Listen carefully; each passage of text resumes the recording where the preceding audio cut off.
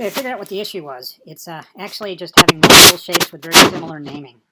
So one of the shapes being part of the category, the other one not. So these generic shapes they're showing here are, in fact, actually generic shapes.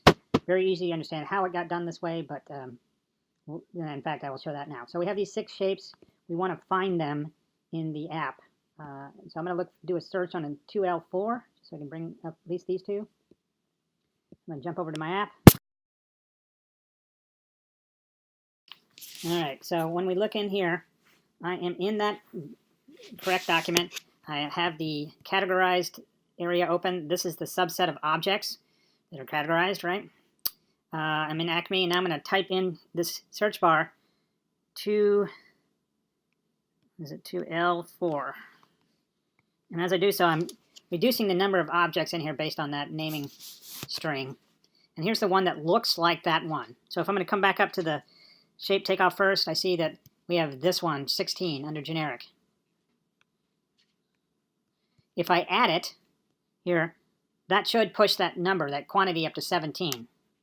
Come back into shape takeoff. It is still showing up as 16. It actually got added down here as quantity 1. So what's happened is that when these got added, they got added from a generic shape bucket.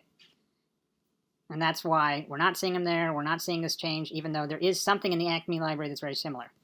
Now, if I also go back and look, the next one in the list was the suspended wall wash, right?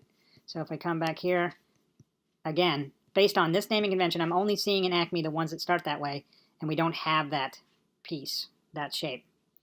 So 2 things. Completely understand why it's like this. Dumb UI, not the best setup for me. What we can do, though, moving forward is have a set of shapes that are tied directly to categorized and work from here.